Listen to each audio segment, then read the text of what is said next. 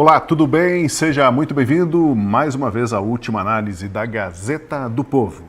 Em pleno 2026, os políticos de Brasília ainda acreditam que podem fazer de bobos, de tolos, 213 milhões de brasileiros. Está em curso a Operação Salva Toffoli. A ordem é evitar a todo custo que o ministro Dias Toffoli do STF sofra impeachment ou receba qualquer punição pelo escândalo em suas relações com o Banco Master. A reação da cúpula do Congresso e do Centrão se explica pelo medo. Se hoje é o Toffoli quem cai, amanhã poderá ser eles e pelo mesmo motivo de negociatas e vantagens financeiras nos investimentos feitos em fundos furados de Daniel Vorcaro, dono do Master. Existe um movimento para inverter as coisas. Alguns estão propondo até CPI para investigar os vazamentos da Polícia Federal que complicaram a vida de Toffoli. Reclamam de sensacionalismo, de exagero da imprensa, de demonização dos agentes públicos e dos políticos. É o medo de que surja uma nova operação Lava Jato e que essa operação varra de cena dezenas de políticos e aliados enrolados em corrupção nos três poderes. Para entender esse momento crucial na vida do país e como os brasileiros podem reagir para tentar mudar as coisas, eu convido você a seguir com a gente aqui no Última Análise, que está começando. É aqui no estúdio, mais uma vvez, a presença de Francisco Escorcim. Tudo bem, Escorcim? Bem-vindo? Tudo bem, Tosi. Um prazer estar aqui com vocês. E para completar este timaço, no telão, doutor Adriano Soares da Costa. Tudo bem, doutor Adriano? Bem-vindo? Tudo bem, prazer grande estar aqui com vocês. Dele, o Daniel Vargas. Vargas, salve, bem-vindo mais uma vez. Salve Tosi, olá Escorcim, doutor Adriano, bora lá. Nas últimas horas, os brasileiros assistiram à queda do castelo de cartas do ministro Dias Toffoli. A situação dele fica cada vez mais insustentável como ministro da Suprema Corte. O celular do banqueiro Daniel Vorcaro revelou o que Toffoli negava ou se recusava a admitir, que ele recebeu dinheiro em transação milionária com o banqueiro, com quem mantinha, inclusive, relação de amizade. Isso, no mínimo, deveria ter feito Toffoli se declarar impedido de relatar o caso do Banco Master no Supremo.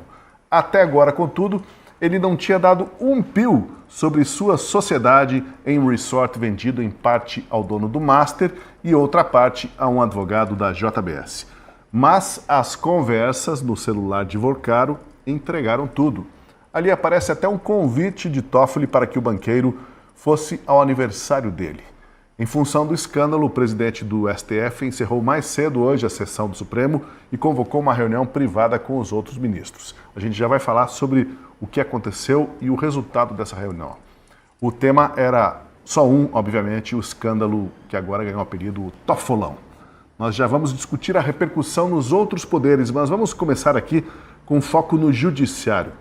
Eu queria ouvir o doutor Adriano Soares da Costa. Doutor Adriano, o STF saberá cortar na carne ou será que vai passar a mão na cabeça do Toffoli, fazendo de conta que nada assim de tão grave aconteceu?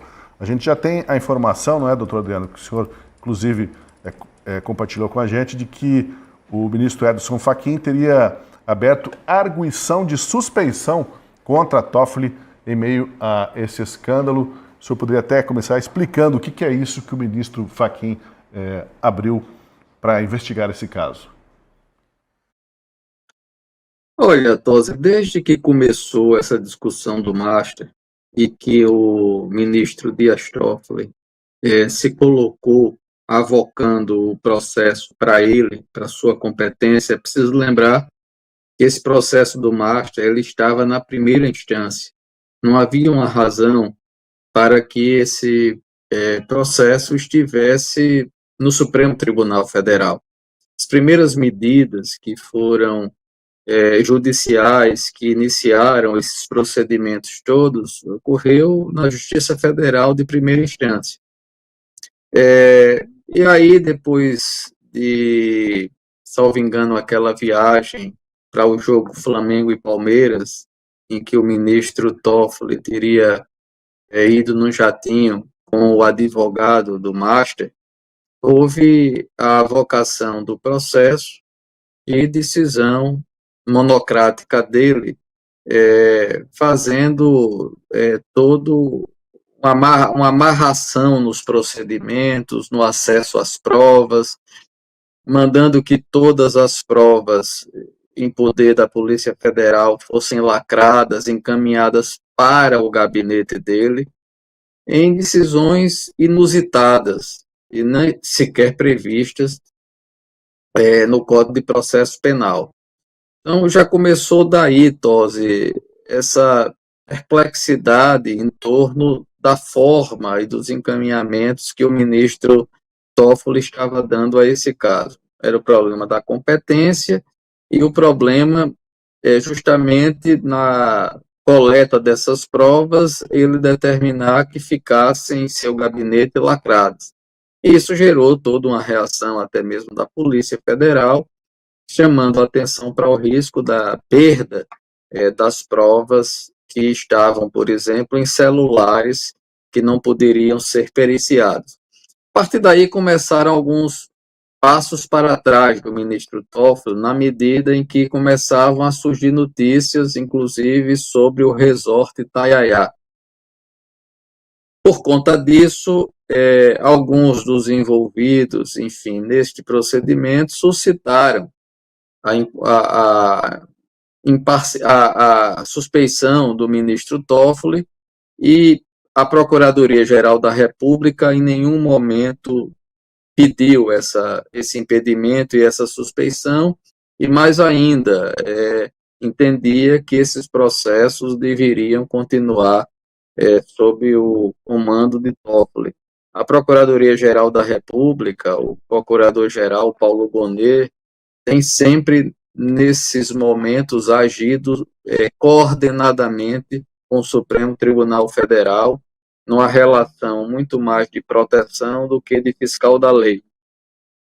E as coisas foram cada vez mais se complicando, e na medida que se conseguiu acesso pela Polícia Federal ao celular do Vocário, eles conseguiram quebrar a criptografia, tiveram acesso enfim, a indícios, a provas, a elementos que apontaram para mais do que, digamos assim, um impedimento ou uma suspeição, que as relações de Toffoli com o Vocário e com algumas situações do Banco Master. Muito mais do que isso, a Polícia Federal começou a compreender que existiriam ali indícios da prática de crime pelo próprio ministro Toffoli. Quer dizer, as relações não seriam só de amizade, eram relações negociais. De repente apareceram valores que teriam sido depositados em favor do Toffoli. As relações do Resort Itaiaia, que se dizia que não pertencia ao Toffoli, hoje eles soltam uma nota dizendo que pertence a algumas das ações. Ele é sócio oculto numa empresa, num fundo, cujo valor é irrisório e que funcionaria na casa de um irmão dele no interior de São Paulo, que a imprensa já havia mostrado que lá não funcionava nada. Então, nessa questão do Toffoli tentar se proteger, começam as emendas na narrativa dele a encontrar incongruências, inconsistências, e ele fica muito vulnerável agora, não apenas para conduzir o caso como relator da investigação do Banco Master, mas começa a ver a sua situação a ficar bastante delicada para que ele continue como membro da própria corte. Então, a Polícia Federal, em face desses achados novos e diante de indícios da prática de delitos por um ministro do Supremo Tribunal Federal que teria se beneficiado financeiramente nas suas relações com o Banco Master, a Polícia Federal encaminhou um relatório de 200 páginas em que apontaria para indícios contra o ministro Toffoli. E aí, onde essa questão começa a ganhar um curso diferente, a imprensa começa a divulgar isso com força e surge com mais ênfase, não mais o problema do Banco Master, mas aquilo, Tosi, que você mencionou, que já se começa a falar em tofolão. Quer dizer, Veja a situação, nós temos um ministro do Supremo Tribunal Federal que dá o nome a um escândalo de proporções tectônicas, porque, como nós vamos discutir no programa, isso não é um assunto que fica restrito só ao Supremo Tribunal Federal.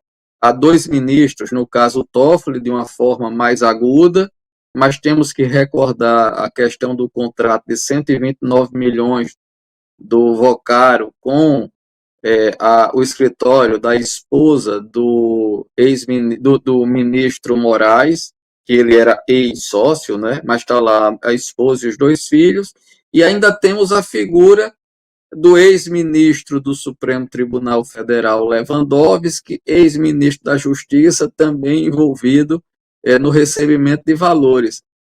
E fala-se também na questão de vários políticos, inclusive a questão do presidente do Senado, o senador Alcolumbre, em que se discute também lá no Amapá Previdência, envolvimento nessas questões de dinheiro com o Banco Master. Então, nós estamos aí, portanto, num volume de problemas imensos. E para terminar, Tosi, a questão da arguição de suspeição, na verdade, o que foi que o ministro Fachin fez? Diante dos elementos que existem apresentados pela Polícia Federal, ele encaminhou para a Procuradoria-Geral da República, para o procurador Paulo Gonet, para que ele avalie e peça, se for o caso, a arguição de suspeição do ministro Toffoli, para que, se ele sozinho não saia da relatoria, os seus pares venham, diante dessa pressão já internacional,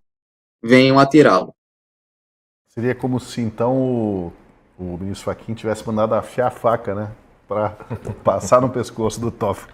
Mais ou menos isso que eu entendi. Bom, a explosão do caso Toffoli espalha estilhaços nos outros poderes. E o medo é de que essas novas explosões possam fazer vítimas graves entre gente graúda em Brasília. Em função disso, estaria ocorrendo essa operação Blinda Toffoli.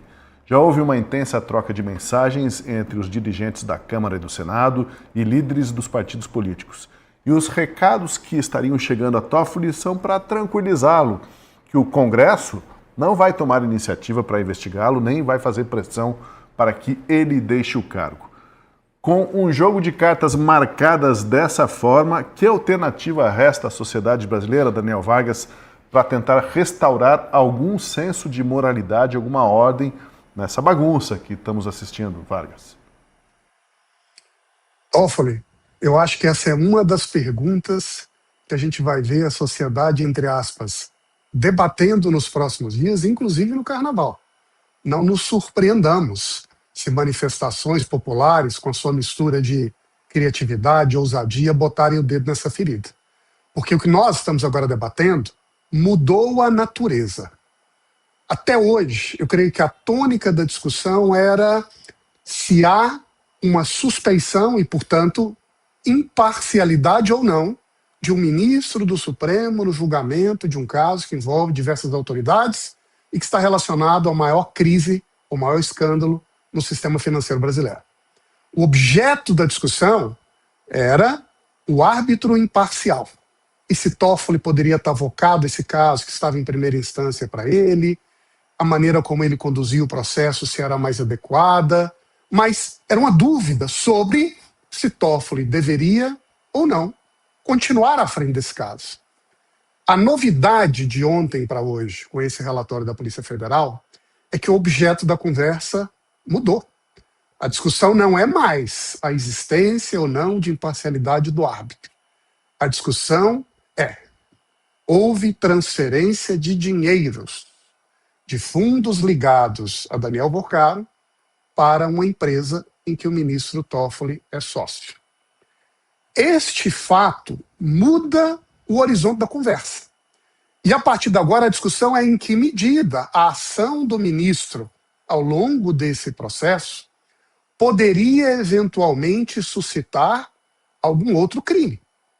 Será que ele estava utilizando os instrumentos processuais para se proteger, para ocultar informações que eventualmente poderiam comprometê-lo? Veja, Eu estou colocando em tom de pergunta, porque a resposta a essa pergunta dependerá de investigações. E é aqui onde o problema ganha uma caracterização especial. A Polícia Federal, que elaborou esse relatório a partir da decodificação de informações do celular de Daniel Boccaro, ofereceu ao Supremo conjunto de fatos. E ao fazer isso, não apenas deixa muito claro que há necessidade de apurar mais a fundo o que está acontecendo e de onde veio o dinheiro, para onde foi, exatamente por que motivo, e se essa transferência financeira tem alguma outra relação que mereceria ser melhor explicada e apurada, e a partir daí como isso se conecta com a própria postura do ministro Toffoli à frente desse processo. Mas aí, Toffoli, muda a leitura dos fatos e muda a dinâmica institucional. Muda a leitura dos fatos, porque nesse novo horizonte, com esse novo fato, o que tinha ocorrido até agora pode ter uma interpretação muito diversa. Será que essa avocação do processo da primeira instância era porque existia, de fato, uma desconfiança no envolvimento de um parlamentar? Ou existiam outros motivos que agora podem se tornar mais transparentes? Será que as ações do ministro para interferir nas apurações, limitando ações da polícia, elaborando perguntas para a delegada, tinha outras intenções? E aqui eu vou para o ponto final, Toffoli. A dinâmica institucional vai mudar a partir de agora. Porque o que nós estamos vendo, primeiro, é que o STF, que até recentemente sinalizava apoio ao ministro Toffoli, com twitters e mensagens de algumas lideranças, já não tem mais essa prerrogativa. Uma coisa é defender um ministro quando se está em jogo uma possível suspeição. Uma outra coisa é quando se está em jogo o eventual cometimento de crimes. Eventual. Porque se acontecer ou não, precisam ser apurados. Mas não cabe ao Supremo agora, de antemão, sem saber, se posicionar sobre fatos que precisarão ser aprofundados. E com o Congresso a mesma coisa. Com a Presidência da República também. E com o PGR também. O debate não é mais se temos um juiz imparcial e um caso relevante para a República. O debate é se há crimes que envolvem altas autoridades, mesmo na Corte Superior do Brasil. Daniel Vargas, você é muito gente boa, mas nós vamos ter problemas se você continuar me chamando de Toffoli, viu? Eu não tenho nada a ver com o Tayaya.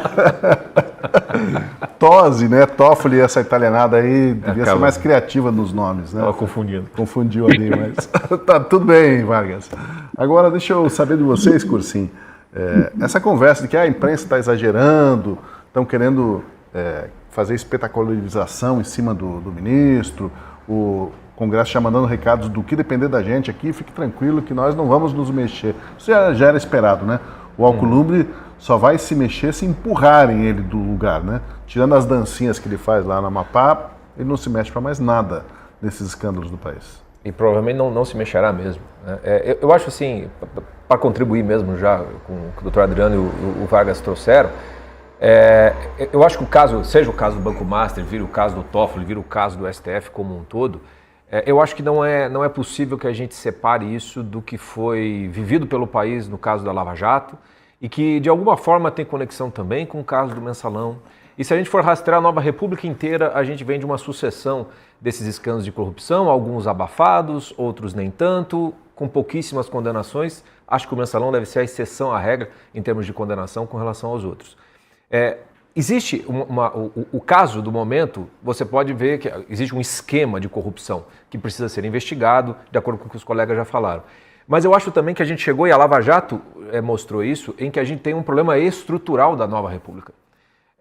E é exatamente por ser um problema estrutural que, para além de você se preocupar com o que pode lhe acontecer, uma autoridade proteger a outra porque talvez estivesse envolvido, eu acho que também tem uma questão de proteção das próprias instituições, no sentido não que as pessoas precisam ser protegidas a qualquer custo, mas é porque se você avança, né, da forma como está, né, a queda de um ministro do STF, seja o Dias Toffoli, seja o Alexandre de Moraes, seja qualquer outro, É como se fosse uma espécie de último bastião que faltava para mostrar que todas as instituições elas têm mais do que defeitos, né? Elas têm uma entrada de crime, porque a quantidade de deputados, de senadores que já foram afastados, de presidentes da República que já foram empinchados, o Poder Judiciário aparentemente passa incólume por tudo isso. O que a Lava Jato mostrou é justamente que quando começou a chegar muito perto do Poder Judiciário, especialmente da sua cúpula, não se trata mais de você abafar num esquema, se trata de manter uma certa estrutura de poder. Então tudo que foi feito também tem a ver para manter a estrutura da República. Boa parte do que foi feito com o Jair Bolsonaro e os apoiadores tem menos a ver com o que Jair Bolsonaro fez ou deixou de fazer. Tem a ver com, de certo modo, manter essa estrutura e mostrar quem é que manda nisso daqui. O que me parece que a gente chega agora é que, e por isso nós estamos numa espécie, a impressão que me parece é que a nova República é um paciente em câncer terminal. Que pode ser que leve 6 meses para morrer, que leve 5 anos, mas que só um milagre salva. Mesmo que abafem tudo o que está acontecendo no Banco Master, mesmo que continue tudo como está, é questão de tempo para que outra coisa exploda, alguma outra coisa venha. Não me parece mais possível de você manter essa estrutura tal como ela está colocada. Eu acho que é uma questão de tempo para que a gente passe por um processo, se não de ruptura institucional, amaciada ou não, reformista ou não, ou então na base de uma revolta popular mesmo. Não estou falando com isso com uso de violência, mas de manifestações mesmo, né? Muita população cansou de fazer manifestação, está de saco cheio, mas eu acho que não demora muito para que isso possa pegar preço de novo nas ruas e se torne muito difícil de você sustentar a manutenção dessas estruturas todas. Então, olhando num big picture, como dizem os americanos, me parece que, para além do caso específico que a gente está vendo, quando a gente vê a coisa num contexto mais histórico, me parece que são sintomas, né, de um corpo doente que não tem mais cura. E que os médicos que vão tentar fazer alguma coisa nesse momento, como o ministro Fachin, como qualquer outro, me parecem mais médicos paliativos do que alguém que consegue de fato consertar. A própria movimentação do ministro Fachin de tentar consertar está encontrando resistência dos próprios ministros. Ele não me parece que vai sobrar alternativas para o ministro Fachin que não seja um enfrentamento dentro do STF. E é justamente esse tipo de coisa que explode a estrutura. Pois olha, daqui a pouquinho a gente vai falar um pouco mais sobre as complicações em função das conversas que surgiram, foram reveladas entre Toffoli e o Daniel Vorcaro.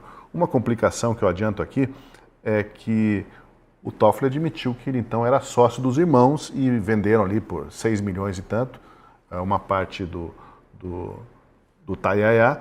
Só que o problema é que a cunhada dele, quando recebeu a reportagem do Estadão, nós vamos mostrar daqui a pouco, ela riu quando falaram que ela era sócia do Tayaya. Ela falou, rapaz, eu sócia de um resort de luxo, imagina, olha a minha casa aqui, olha, não tem dinheiro para calçada, para fazer uma reforminha, ou seja, se comportando realmente como uma laranja.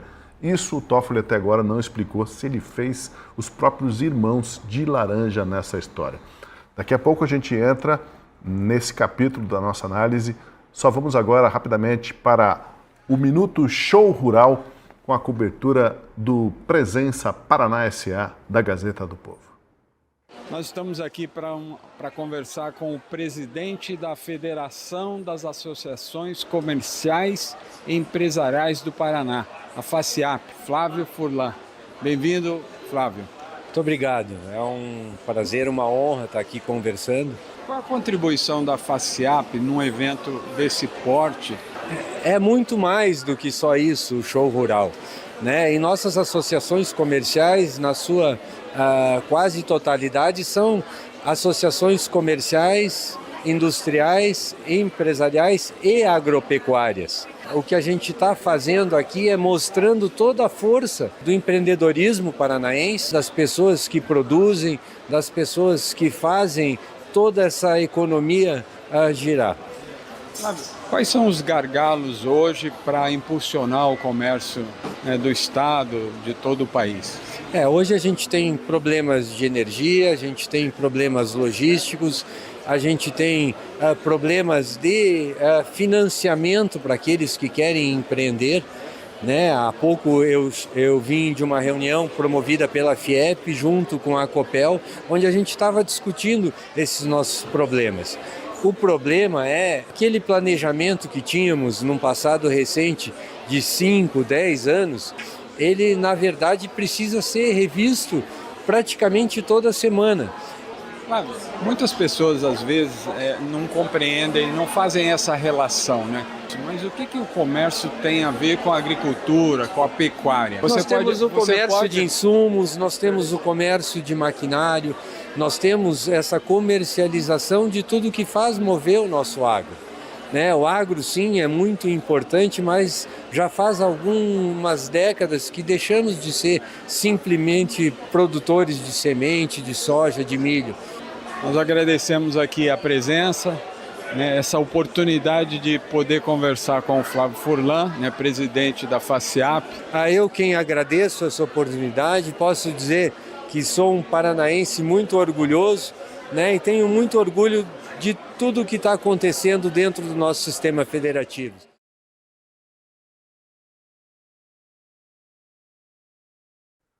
Bem, agora vamos tentar entender um pouco mais desse imbróglio que virou escândalo e a maior crise na história do Supremo Tribunal Federal.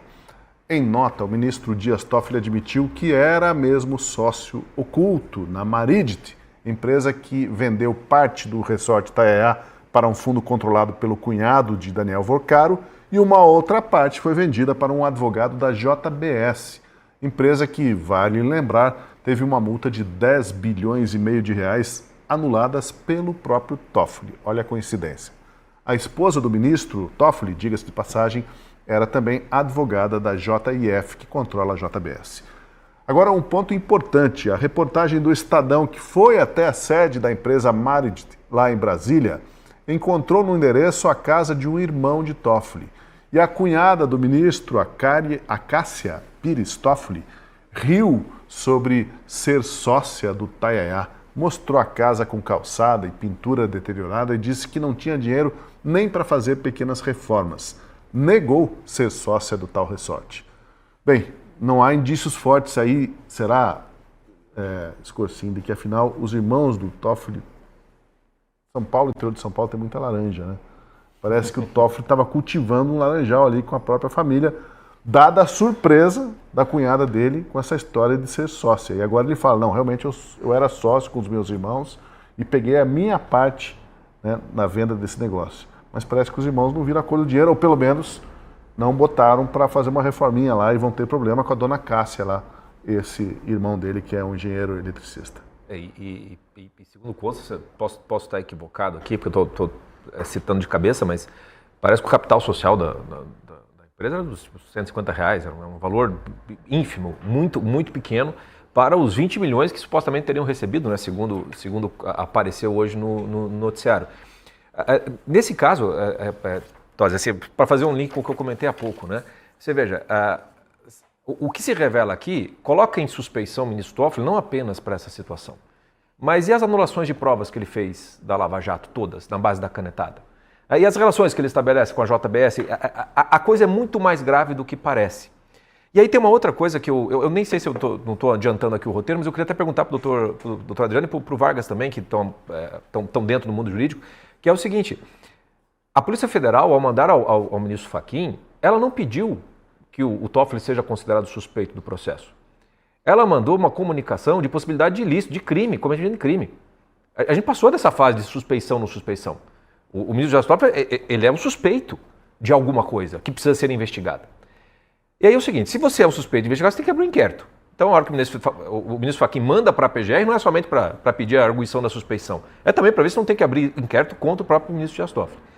E aí, hoje mesmo, ele pediu que todas as provas fossem encaminhadas para ele. O próprio Toffoli. O próprio Toffoli. Aí a pergunta que eu faço é justamente assim, se um juiz que tem a notícia de um possível cometimento de ilicitude num processo que ele estaria envolvido, e ele faz uma medida como essa de pedir todas as provas, isso não é motivo para pedir prisão preventiva? Porque ele estaria entrando numa possível investigação. Sei que ainda não existe, mas se fosse outro juiz, não estariam pedindo prisão preventiva? É a pergunta que eu lhe faço, doutor Adriano. Pois assim, veja só, a gente está navegando em águas dantes nunca navegadas, como diria Camões. Nós estamos falando do Supremo Tribunal Federal. Isso é uma situação inusitada, é uma situação que, a rigor, inclusive, não existe na República, na nossa história, uma situação sequer próxima, símile a isso. Não com o Supremo Tribunal Federal. Você teve isso com ministros do STJ, questão de assédio sexual, assédio dessa ordem, com afastamentos e aposentadoria compulsória. Mas o Supremo Tribunal Federal nunca se cogitou de tal coisa. De modo que não existe uma solução no ordenamento jurídico, primeiro, sobre como solucionar isso. Porque nunca o Supremo chegou a julgar os seus pares. Não há essa experiência. E também não há, salvo no regime de exceção, que aqueles ministros foram afastados, como Lins e Silva, enfim, Evandro Lins e Silva e outros, não me recordo de qualquer coisa próxima disso. Então, nós estamos com algo novo. Ao longo do tempo, nos acostumamos a ver pedidos de impeachment do Supremo, do ministro Supremo, nos últimos 4 anos. Mas isso nunca foi tratado institucionalmente com a devida seriedade. Havia sempre uma discussão de fundo político, aqui e ali, sobre excessos em condução de processos, decisões heterodoxas em questões de inquérito, como esses inquéritos antidemocráticos da fake news, inquérito do fim do mundo. Mas aqui entramos num plano novo, que é a discussão eventual sobre impeachment por atos de corrupção. Veja, é uma situação de uma gravidade institucional imensa e é uma situação nova. Bem, o que o ministro Toffoli, dentro dessa dinâmica em que se constituiu o Supremo Tribunal Federal, um tribunal de 11 tribunais, cada ministro é um tribunal à parte, isso é uma coisa também absurda. O Supremo Tribunal Federal vive de decisões monocráticas e de uma excessiva autonomia dos gabinetes, com enfraquecimento do princípio da colegialidade. Os ministros têm, nos processos sobre a sua direção, atuado muito com uma autoridade excessiva e com pouca participação dos demais pares. Isso a gente tem visto, o inquérito da fake news foi um exemplo notório disso. O ministro Alexandre de Moraes com autonomia e independência impressionantes. Pois bem, o ministro Toffoli, então, como eu tinha dito na minha primeira participação aqui, mas no início, o ministro Dias Toffoli começou a tomar decisões heterodoxas, como essa. Você imagine, num inquérito dessa gravidade, o ministro diz, pega aí todas as provas e traz aqui para dentro do meu gabinete lacrado. Na prática, o que é que se estava a dizer? Acaba logo com essa questão de investigação que não vai à frente e eu não vou permitir.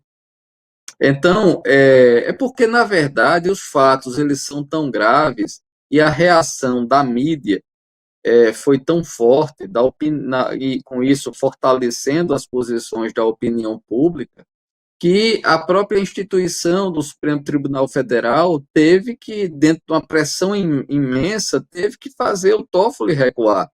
O Toffoli não recuou por vontade própria, foi a contragosto, diante da pressão cada vez maior, ele ter que liberar as provas para a Procuradoria-Geral da República, ter que ter uma Polícia Federal de indicados dele para fazer as perícias. Veja, com toda essa proteção, com tudo isso, os elementos colhidos são dessa gravidade. Então, isso assim, a rigor, o caso do ministro Toffoli, dessa medida que ele tomou agora, evidentemente é de abuso de poder. Evidentemente que ele está atuando a esta altura, com os fatos que se tem postos, com a questão do relatório da Polícia Federal de 200 páginas, imputando indícios de crime ao relator. Veja, ele passa a estar em uma condição agora de pedir o acesso a provas que seriam provas produzidas, inclusive, em que ele é investigado, em que ele seria investigado, em que ele teria praticado os crimes. Essa, pelo menos, é isso, pelo menos, que consta no relatório, a suspeita de que ele praticou crimes. Então, como é que ele, como juiz, pede essas provas, o acesso total e a posse dessas provas, provas essas que seriam contra o que demonstraria a prática, eventualmente, de ilícitos dele. Então, é óbvio que o Supremo tem que agir. E o ministro Fachin e os seus pares correm contra o tempo, porque a cada enxadado uma minhoca. Por exemplo, há pouco sai a matéria da Malu Gaspar dizendo o seguinte, viu, Tosi? Não vou chamar você de Toffoli, não, Tosi. Vai que essa moda pega em Vargas e ele se anima a ter um resort. Olha só, a manchete é Vorcaro e Zettel, que é ligado ao Vorcaro, é sócio do Vorcaro, discutiram pagamentos a Toffoli 3 anos após a venda da cota no resort. O Toffoli havia lançado uma nota ontem, tão logo saiu essa história do relatório da Polícia Federal, e nessa nota o Toffoli dizia que recebeu o dinheiro por uma transação de 2021. O que aqui a Malu Gaspar está publicando é que ele recebeu 3 anos após a venda. Ele teria recebido não em 2021, mas a PF identificou no celular do banqueiro diálogos sobre repasses em dezembro de 2024. Ou seja, esses repasses têm alguma coisa a ver com o resort? Qual é a origem desses repasses? Será que a Polícia Federal tem informações sobre isso e isso não está público ainda? Porque, veja, nós estamos transitando, só para concluir, nós estamos transitando em informações que são filtradas. A gente não sabe o conteúdo desse relatório ainda. A gente não sabe o conteúdo do celular, a gente não sabe quais são os vídeos, inclusive, que podem saltar nesses celulares. Porque dizem aí que tem até atletas de alcova nesses vídeos. Quer dizer, a coisa é muito pior do que aparenta. E aí, a cada minuto, vão surgindo notícias, por exemplo, para terminar a minha fala, não sei se eu não recordo se a gente vai falar disso, mas saiu hoje à tarde que o Ayayá do Toffoli recebeu mais de 600 mil, ou foi 1 milhão, não sei o valor, do programa do governo federal. Eu estava dizendo até no X que devia ser o Minha Casa Minha Vida. Quer dizer, nós temos um somatório de circunstâncias que inviabilizam não só a permanência do ministro Toffoli como relator do Master, mas estão apontando para a inviabilidade dele como ministro do Supremo. Tanto que há pouco Estadão, Folha e Globo já estão pedindo que ele seja aposentado compulsoriamente. Veja o nível, a imprensa está pedindo isso hoje. É isso, Tosi. Agora, Vargas, se o Toffoli não tem nada a esconder, seria o caso, né, dele abrir os sigilos bancário, fiscal, mostrar as contas, mostrar os livros, né? Mas como lembrou o doutor Adriano aí, ele fez o contrário, né? Ele dobrou a aposta, baixou uma ordem, mandando a Polícia Federal entregar para ele todo o conteúdo das conversas encontradas nos celulares do Vorcaro. Seria como se ele estivesse falando assim: deixa eu ver o que vocês já descobriram contra mim para eu poder me defender.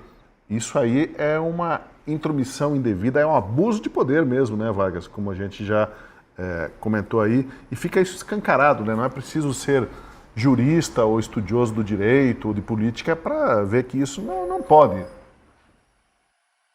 Tosi, eu acho, e esse é o ponto que eu tentei destacar no meu primeiro comentário, e doutor Adriano e Scorsin bateram nessa tecla. O debate agora é outro.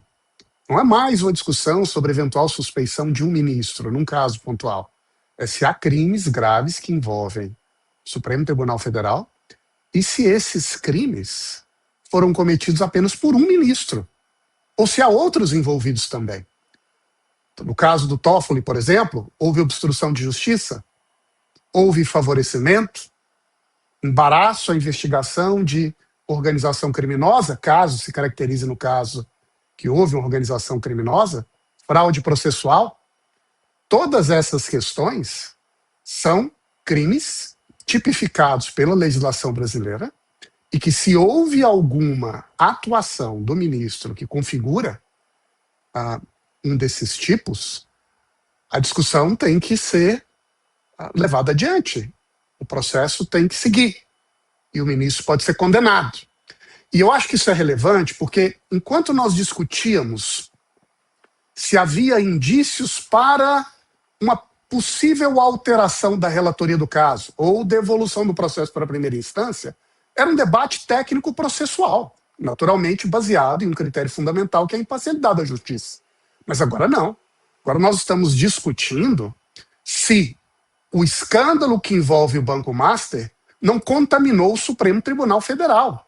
E aí volta o comentário do Scorsin. Se isso tiver acontecido, aí o debate também já não é mais apenas se vamos agora apurar este caso concreto para tirar a limpo se o ministro Toffoli não deveria ter se antecipado para deixar claro que ele não tem culpa nesse cartório.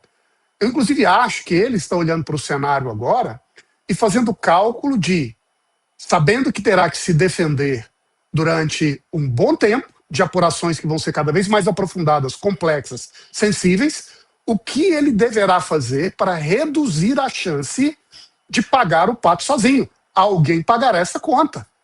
E nós sabemos que não há mais como, estampado a olhos nus, a gravidade dessas relações, dessa teia complexa que envolve dinheiro, poder e justiça, de simplesmente colocar panos quentes. Eu acho que essa fase já passou. Eu acho que a partir de agora, o que nós estamos vendo é o início de um processo em que mais informações mais sensíveis virão à tona e que podem comprometer várias outras autoridades. E é curioso que, justamente percebendo isso, os outros poderes, que se movem mais pela política do que pelo direito ou pela justiça, começam a fazer o seu cálculo. Como é que eu faço nessa situação?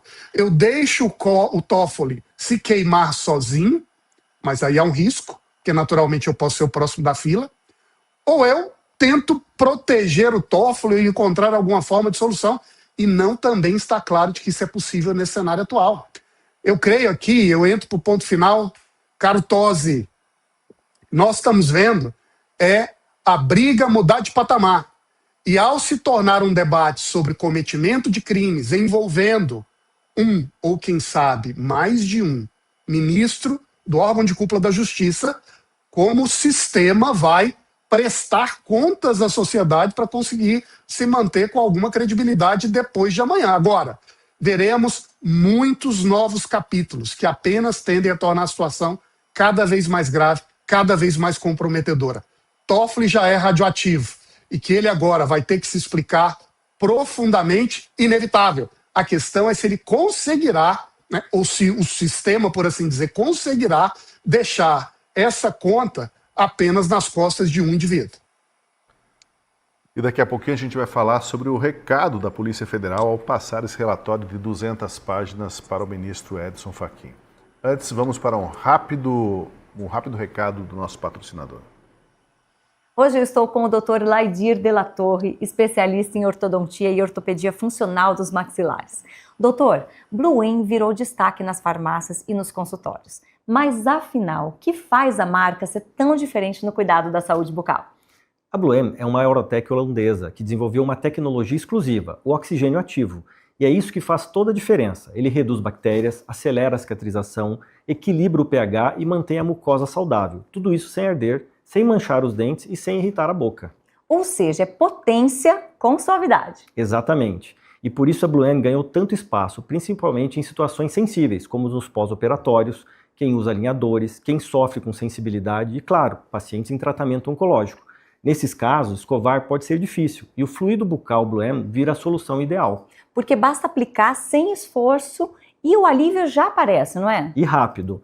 O fluido Blue reduz a ardência, acalma a mucosa e ajuda na cicatrização, mesmo quando a boca está extremamente sensível e com um poder antibacteriano comparável e até superior ao da clorexidina, só que sem os efeitos indesejados. É um cuidado moderno, seguro e que cabe na rotina de qualquer pessoa. E esse é o diferencial da Blue. É eficaz, suave, pode ser usado diariamente, sem contraindicação. É saúde bucal inteligente para todas as fases da sua vida. E para finalizar, a saúde começa pela boca. Blue, a marca de higiene oral mais premiada da Europa. Disponível nas principais farmácias e mercados. Saiba mais em bluem.com.br. Pois agora, Escorcim, tem uma outra pergunta imprescindível. De onde veio o dinheiro dos irmãos Toffoli para serem donos de um resort de luxo? Qual a fonte de riqueza da família dos 3 irmãos, né? São mais irmãos, mas desses 3 aí que eram sócios. E por que, aí uma pergunta que deve estar dando um arranca-rabo lá na família. Por que a cunhada do Toffoli não sabia nada, coitada, que era sócia desse resort, e não deram até hoje dinheiro para ela nem sequer arrumar a calçada que estava quebrada, a pintura desgastada da casa dela? Eu acho que quando o Estadão entrevista essa cunhada, é muito revelador, porque é aquela coisa assim, é muito provável que é provável mesmo que os irmãos, não sei nem se eles sabiam direito do que eles estavam fazendo parte, porque eu acho que senão teriam avisado pelo menos ela, para falar, se chegar não fala nada com ninguém. Mas ela fala de uma maneira tão à vontade, de uma maneira tão simples, que realmente é difícil de você acreditar que ela não soubesse de alguma coisa, né? Muito provavelmente assim, o ministro Dias Toffoli, meu cunhado, ele tem condição e não sei o quê, tô indo pro resort porque é do meu cunhado, etc. E nunca passou pela cabeça que pudesse ser sócio, efetivamente falando. Como eu tinha dito assim, a empresinha ali, ela tem um capital social muito pequeno para justificar ter a posse, né, a propriedade de um resort de alto luxo e muito mais com a venda que foi feita com o valor. Eu acho que a gente tem que separar em duas coisas aqui. Primeiro, o follow the money, né? Siga o curso do dinheiro. Para se investigar, e essa é a pergunta central mesmo, assim, da onde tem dinheiro para poder comprar um resort como aquele? Essa é a primeira pergunta, é aquela que não tem muito como fugir, segue-se o fluxo para... Provavelmente isso vai puxar um fio com muito mais coisa. Mas isso é para você fazer a investigação, para se verificar algum tipo de ilícito tributário, algum tipo de ilícito criminal, que é algo mais específico. Mas tem uma outra dimensão aqui, que independe da dimensão criminal, ou até mesmo da tributária, fiscal ou qualquer outra jurídica, que é o fato de que só com o que se revelou, só com o fato do ministro Dias Toffoli admitir agora aquilo que, de certo modo, ele negava por um silêncio de omissão, já é mais do que suficiente para que ele seja retirado do Supremo Tribunal Federal. Porque aqui eu não estou falando de um juízo em que você tem que ter a prova criminal robusta, do direito da inocência, etc. Não, eu estou falando do que é a figura de um ministro do STF. Para você ser indicado, para você ser aprovado, os requisitos que estão ali são requisitos de decoro, de moral ilibada, de reputação jurídica. O que se revela disso é de uma pequenez, é de uma coisa tão de pé de chinelo, literalmente, não pelos valores, mas pelo tipo de atitude, né? De manter uma empresa com os irmãos numa casa de um dos irmãos com um valor de capital tão pequenininho. Só isso já demonstra uma falta de reputação moral ilibada para se permanecer como ministro do Supremo Tribunal Federal, que já significa que ele deveria se afastar, ele deveria ser retirado. A saída que se costuma fazer no judiciário, que é a aposentadoria dos juízes que deveriam, na verdade, responder pelas coisas, não deveria nem ser aceito nesse caso, porque nós estamos falando da cúpula mais alta do Poder Judiciário. Então tem essas duas coisas. Uma coisa, tem que ser investigada, dando direito de defesa, dando o contraditório para o ministro Dias Toffoli com relação aos possíveis ilícitos. A outra, para mim, já é prova mais do que cabal, de que ele não tem condição mais de vestir a toga do STF. Então, seja lá através de uma retirada dele, da aposentadoria, uma saída honrosa ou não, o fato é que não tem mais condição de sustentá-lo. E o que já está vazando da imprensa, né? Lula diz que ele não tem mais condição, colunistas importantes aí de jornais de maior repercussão falando que ele deveria se aposentar mesmo. Não estão falando só que ele tem que se dar por suspeito. Não estão falando só que ele tem que ser investigado. Ele tem que ser retirado do Supremo Tribunal Federal. E me parece que se isso não for feito, vai todo mundo junto com ele. Então, separar essas duas coisas eu acho que é importante para que a gente não misture, né? Não trate como criminoso, que tem que ser preso porque cometeu tal crime. Isso precisa ser investigado. Nós estamos no comecinho de uma investigação para isso. Agora, com relação à condição dele permanecer ministro, para mim já tem prova mais do que cabal, inclusive confessa dele, com a nota que ele fez, de que ele não tem mais condição de permanecer como tal. Talvez você fique se perguntando qual é a posição editorial, qual a linha da Gazeta do Povo em relação a esse escândalo. E a Gazeta do Povo assume corajosamente uma posição, como vem assumindo há anos em relação ao Supremo Tribunal Federal, uma posição crítica, corajosa e, inclusive, pregando e defendendo todas as liberdades, denunciando o inquérito das fake news e a censura no país. Em relação ao Tofolão, agora eu quero trazer para a conversa o presidente da Gazeta do Povo, Guilherme Cunha Pereira, que gravou um vídeo curto, mas que dá o recado. Toffoli tem que sair. Olá. O Brasil ficou sabendo que a Polícia Federal entregou ao ministro Fachin, presidente do Supremo, um relatório que liga o ministro Dias Toffoli ao banqueiro Daniel Vorcar, o dono do Banco Master, com informações que dão margem à suspeição de Toffoli como relator da investigação sobre o caso Banco Master. Esse dado disparou uma série de desdobramentos que a Gazeta do Povo vem cobrindo com amplitude e critério, mas que também exige, neste momento histórico, um posicionamento contundente do jornal. Antes de mais nada, é preciso afirmar que era questão de tempo deparar-se com evidências dessa natureza. Não há propriamente surpresa. É claro que são necessárias mais confirmações, mas o que veio à tona é suficiente para uma reação da sociedade. Estamos chegando a um momento crítico.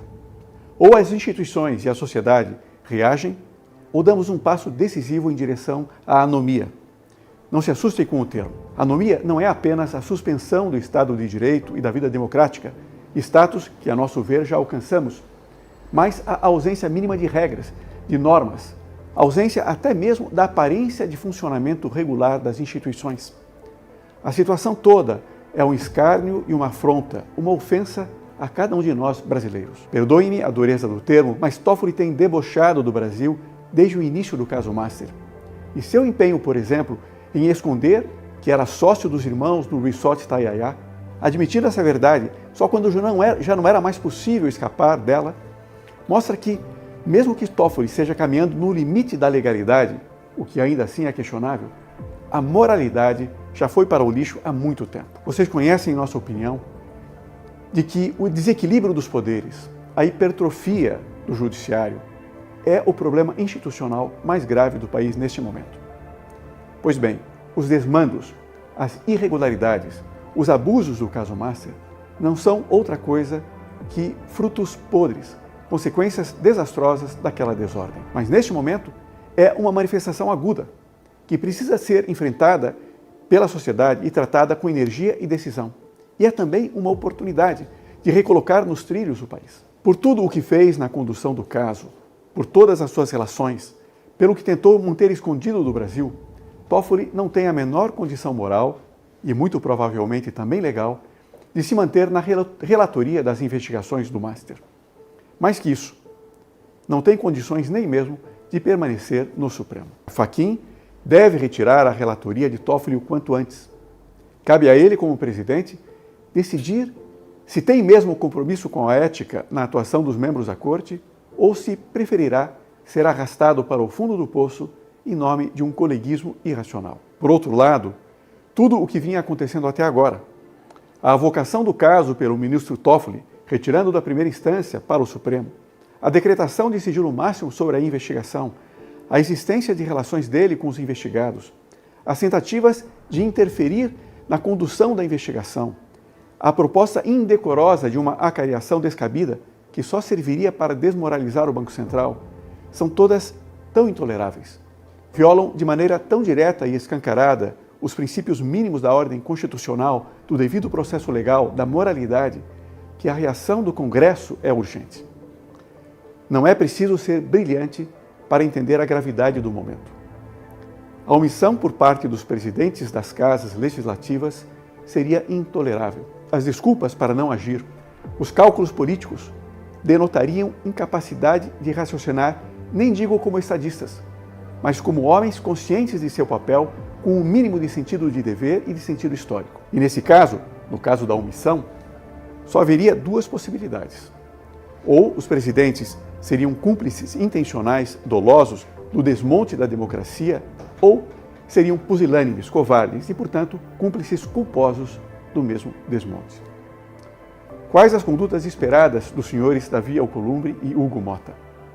No Senado, Cabe a aceitação e abertura imediata de um processo de impeachment do ministro Toffoli, caso venham a ser apresentados, venham a ser protocolados esses pedidos, ou a instalação urgente da CPI ou da CPMI do caso Banco Master.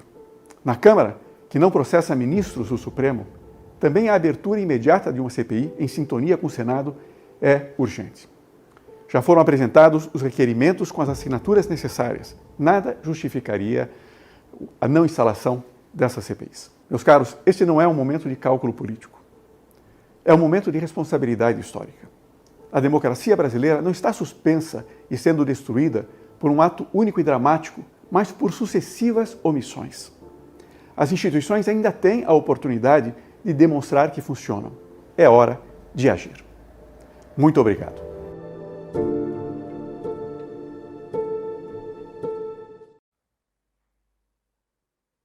Bem, a gente ouviu aí a manifestação do Guilherme Cunha Pereira, que é presidente da Gazeta do Povo, colocando o ponto de vista, a linha editorial do jornal, que é, como você viu, ou as instituições agem agora ou realmente é o pleno desmonte da nossa democracia.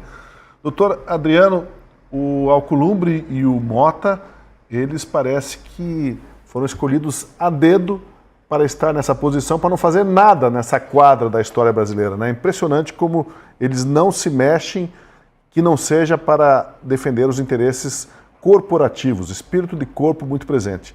E talvez até um pouco de autoproteção no caso do Alcolumbre, né? O Alcolumbre também é outro que precisa dar muitas explicações nessa história e talvez isso explique o sumiço dele, que também não tem dado as caras e não tem se manifestado sobre esse escândalo. Mas como colocou o Guilherme Cunha Pereira ali, o momento de agir, de tentar consertar as coisas é agora. E a pressão popular também é muito importante, não, doutor Adriano?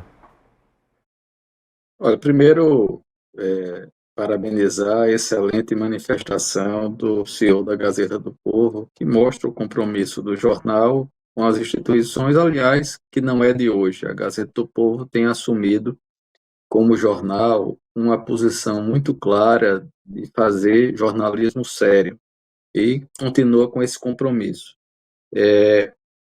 Em relação a essa questão do Alcolumbre, é preciso lembrar que a Polícia Federal ontem fez menção a que conseguiram resgatar as informações e dados que tinham o celular quebrado, foi destruído pelo presidente do Amapá Prev, teria sido indicado por Alcolumbre e cujos recursos da Previdência Estadual teriam sido colocados no Banco Master. Provavelmente esse dinheiro evaporou. E isso poderá trazer graves consequências até para os aposentados públicos estaduais. Vamos ver os desdobramentos. Há alguns aspectos ainda que são importantes, Josi, a gente ver em que águas turvas nós estamos navegando. O Toffoli hoje teria dito, segundo o portal Metrópolis, que disse ao Fachin que vai permanecer como relator do caso. Isso talvez tenha sido a razão para que, como ele não tomou a iniciativa de fazer um aceno para a corte, que está sendo tragada para essa crise por inteira, o ministro Fachin tenha determinado a abertura do procedimento de suspeição e de impedimento do Toffoli. Quer dizer, uma outra matéria do Metrópolis diz que ministros estariam dizendo ao Toffoli: não brigue com os fatos, esclareça. Isso gera uma situação clara de abandono. Os ministros estão incomodados porque todos eles, a corte como um todo, está afundando em praça pública, a olhos vistos. Veja o incômodo que deve estar se sentindo o ministro Fachin, que na presidência dele, ele ter a sua vida conspurcada, com nódoa, enodoada, por atos que não são dele, como esses, em relação a recebimento de dinheiro do Banco Master, mas que a presidência dele, ele é o responsável por zelar pela corte, por zelar pelo Supremo Tribunal Federal. Isso é indelegável. É o presidente do Supremo Tribunal Federal que tem que tomar as medidas amargas que sejam necessárias em defesa e em favor da Corte. Nesse sentido, é que os ministros têm procurado conversar e encontrar soluções conjuntas, inclusive pressionando o ministro Toffoli. Disse também que há uma suspeita de que o Palácio do Planalto estaria por trás de alguns desses vazamentos de provas contra o Toffoli, como uma vingança em relação àquela época da Lava Jato, em que o Toffoli não teria sido solidário ao Lula, inclusive na liberação dele para o enterro de um dos irmãos, uma coisa assim. E isso ficou uma mágoa profunda, enfim, e que por conta disso o Lula não só não estaria se esforçando para defendê-lo, quando ali o Palácio estaria dando uma ajuda para queimá-lo ainda mais. Por outro lado, a crise do Toffoli pode significar a solução de uma crise do Lula com o Senado da República. Se o Toffoli cai por aposentadoria, abre a via para o Messias ser levado a ministro do Supremo. E sobraria ainda a vaga para o Alcolumbre para o Rodrigo Pacheco entrar. Então, a própria queda do Toffoli poderia resolver um problema político entre o Senado e o governo. Veja que a nomeação do Messias está parada. E se isso vai para depois da eleição, provavelmente não será o Messias o ministro do STF. Então, o governo Lula também está atuando, talvez, pelo menos é a suposição, já que alguns jornalistas fazem, para do limão fazer uma limonada, não é? Quebrar logo o ovo Toffoli para fazer o omelete Messias e Rodrigo Pacheco. Então, nessas circunstâncias todas, obviamente que há movimentos no entorno do Alcolumbre. Veja como essa questão do Master, ela está bastante problemática em termos de termos as instituições democráticas, seja do Executivo, a Bahia, disse que parte dessas questões do Master surgiram lá na Bahia, com o governo petista, tanto que Jacques Wagner teria sido quem trabalhou para o Manteiga ser do Conselho de Administração do Master, né? Trabalhou para o Lewandowski ter os contratos com o Master. Há uma imbricação aí muito grande que não envolve o Toffoli, é um das peças da engrenagem que o Vocário construiu na República para blindar-se nos seus negócios e falcatruas. Então, isso tem um ponto. No Legislativo, disse que muitos políticos graúdos estariam também numa relação promíscua com o Master, sobretudo naquela questão de construir a saída que salvaria o Master, que era ser absorvido ou comprado pelo BRB, o Banco de Brasília. E que nesta operação muitos políticos entraram fazendo pressão e fazendo uma atuação forte em favor do Master. O fato é que o BRB tem problemas sérios porque comprou, se não me engano, o CDB sem lastro, podres. E o BRB agora está com fragilidade financeira por conta disso. Isso envolve, portanto, membros relevantes do Congresso Nacional e de várias matizes políticas. E, finalmente, o Judiciário, que nós temos o ministro Alexandre de Moraes com sua esposa com um contrato de 129 milhões com o Master, e temos o ministro Toffoli encralacrado em todas essas questões que a Polícia Federal tem apontado. Então, o Banco Master, ele é, na verdade, um epicentro em que se encontram membros dos poderes e se encontram e podem, nesse sentido, Tosi, nesse encontro, digamos assim, na vigarice, terminar a ver um espírito de solidariedade e de proteção entre eles. Agora, para que isso funcione, vão ter que entregar alguns anéis para preservar o dedo.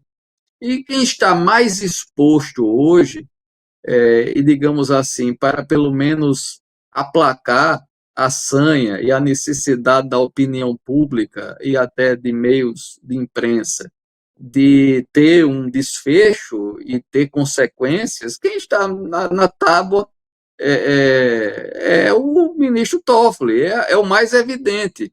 E veja, não é porque não haja gravidade nas relações de outros, como o ministro Moraes, através da sua esposa e do escritório dela e dos seus filhos, do ex-ministro Lewandowski, ministro da Justiça, que comprou um apartamento, inclusive do China, que tem relações com o PCC e que recebia dinheiro do Master, que também parece lavava recursos do PCC. Veja que está o crime organizado na brincadeira também. Olha, isso é um imbróglio tão grande que a gente não tem a dimensão do que vai repercutir na República. A gente está ainda no início, tá certo, dessas apurações, com todos os percalços que se tem tido, e me parece que o buraco é muito mais embaixo. A gente não chegou no fundo do poço. E acho que esse fundo do poço deve ter muitos andares de subterrâneo ainda. Pois é. Vamos agora mencionar a Polícia Federal, né, Vargas? Logo após o envio a Fachin do relatório de 200 páginas sobre o Toffolão, o chefe da Polícia Federal, Andrei Rodrigues, deu uma entrevista e, segundo ele, a questão da suspeição do Dias Toffoli é técnica e não jurídica. E ele afirmou que o STF saberá analisar a questão.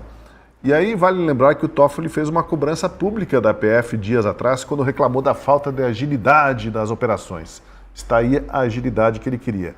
Agora, quando o Andrei Rodrigues diz que a questão é técnica e que o STF saberá analisar a questão, não está nas entrelinhas dizendo assim que o impedimento do Toffoli é mais simples do que parece e que não tem como órgão não proclamar o óbvio? Será que aí o diretor da PF fez uma jogada aí de xadrez, dizendo, ó, tá aí, ó, agora vocês sabem o que vocês têm que fazer? Tem o teu áudio, Vargas, por gentileza. Perfeito. E daqui a pouco todas essas informações vão se tornar públicas e a sua decisão deverá também prestar contas à sociedade. Então, o fato de ele dizer que as questões são técnicas é de informar aos ministros que eles deverão apurar os fatos e a sua apuração será lida por toda a sociedade, cedo ou tarde. E agora, ele de fato, não vou dizer que ele fez um movimento de xadrez que deu um checkmate, digamos assim, mas ele fez um gesto, uma ação que reorganiza significativamente a tática do sistema, por assim dizer, em como lidar com a situação. Porque ficou claro para todos que o problema é muito mais profundo do que se imaginava. Aliás, sobre isso, eu acho que é importante a gente ter em mente dois conjuntos de debates que têm acontecido aqui conosco e no Brasil. E me permita dar um passo atrás para falar sobre o que nós temos feito aqui, Tosi. Não é de hoje que nós estamos botando o dedo nas dores da República, tendo como foco central a ação questionável de lideranças no Supremo Tribunal Federal.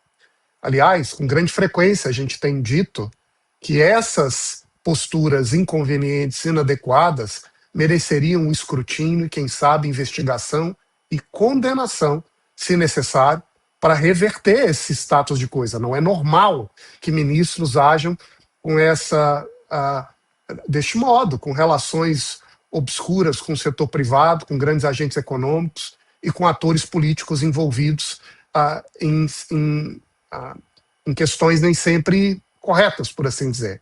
E agora, de repente, a imprensa toda acordou, ou começou a seguir e aprofundar aquilo que nós vimos discutindo e apontando há um bom tempo.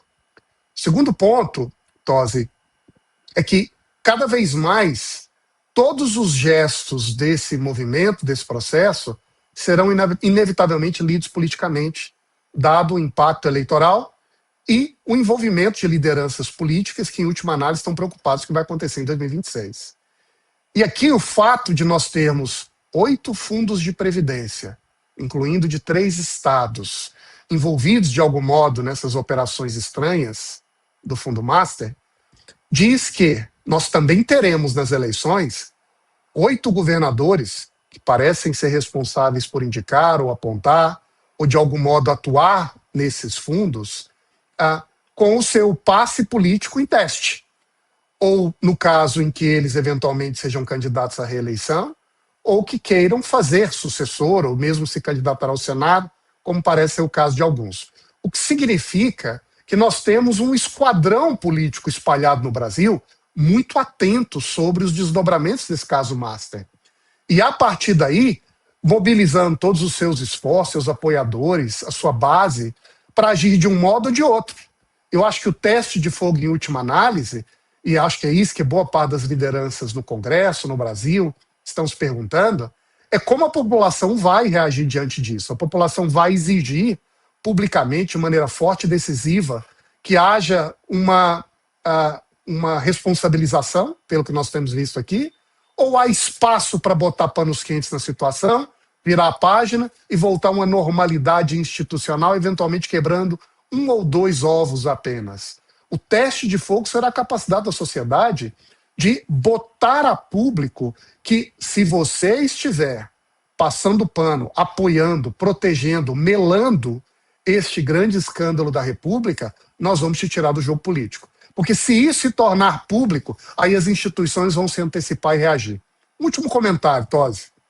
Eu creio que nós estamos vivendo no Brasil uma anomalia de tamanho grau que rapidamente perceberemos, e eu creio que nós estamos passando por isso, que não dá para ter uma organização institucional, uma dinâmica de poderes no Brasil, com tantos poderes concentrados nas mãos de 11 ministros do Supremo. O que aconteceu na República Brasileira nesses últimos 20 anos, eu diria, é algo absolutamente anômalo em qualquer república democrática constitucional do planeta. Isso não pode continuar assim. De que maneira nós vamos rearticular essa redivisão de poderes em uma democracia? Dentro dessa república ou em outra? É o que está agora, eu creio, aberto para reflexão, debate, quem sabe uma decisão política. E há aqui pelo menos 3 caminhos. Os 3 mereceriam consideração. Primeiro, tornar o instituto do impeachment algo mais vigoroso, mais forte, mais apto, sem os bloqueios estratégicos como estão acontecendo agora. Segundo, estabelecer de maneira mais rigorosa não só guias éticos morais que podem ser aprovados pelo tribunal, mas que sejam normas fortes e de alguma maneira que submetam ao controle e atuação dos ministros. Terceiro, limitar a ação da Corte Constitucional, retransferindo, redividindo poderes para os outros órgãos e, de algum modo, criando, assim, uma outra forma de organizar como a República Democrática vai operar. Porque acreditar que esses 11 senhores, com essas informações que estão a público, serão o bastião moral da República Brasileira, está cada vez mais difícil. Hoje ou, possivelmente, em qualquer república que venha no futuro. Pois é, e as coisas não vão se resolver simplesmente no carnaval, com confetes, com cantoria, com louvação ao presidente da República que está tentando a reeleição. É o que a gente vai discutir daqui a pouquinho, depois que a gente passar o recado do Minuto Show Rural com a cobertura da Presença Paraná S.A. da Gazeta do Povo. Nós recebemos aqui no estande do Sicredi, no Show Rural, o Éder Bublitz. Ele é presidente do Ceasa Paraná. Muito bem-vindo a essa conversa com a Gazeta do Povo, Éder. Obrigado, Gazeta. Todo esse trabalho é no sentido de melhorar a vida do consumidor final, que é quem vai lá comprar no supermercado, né? Como que a inovação pode contribuir no sentido de oferecer maior acesso aos consumidores? Aqui no Show Rural eu conheci uma startup que trabalha com fungicida tecnológico que trouxe da Hungria esse fungicida e aumenta em 2 vezes a vida útil de um produto como um morango.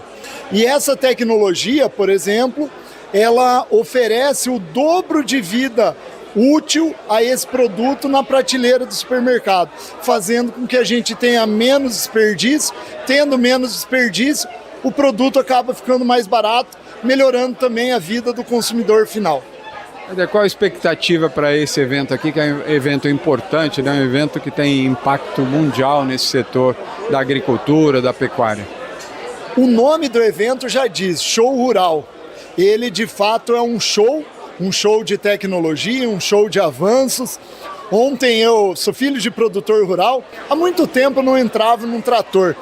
Então a gente pode observar grandes avanços e esses avanços melhoram a vida do produtor, aumentam sua produtividade, diminui a penosidade do trabalho. O trabalho agrícola rural é um trabalho muito difícil, muito penoso e todas essas tecnologias, informações melhoram a vida, melhoram a renda do produtor. Nós agradecemos aqui a oportunidade de conversar com o Éder, presidente do Ceasa Paraná. Muito obrigado, Éder. Obrigado, Gazeta, um veículo de comunicação que orgulha os paranaenses. Para mim, estar aqui é um prazer muito grande. Muito obrigado. Obrigado.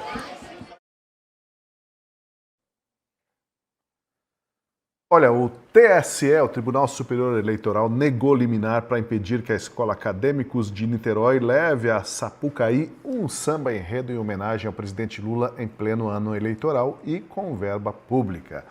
A relatora do caso, que até o ano passado era secretária do próprio Lula, a ministra Estela Aranha, defendeu, abre aspas, a liberdade das pessoas artísticas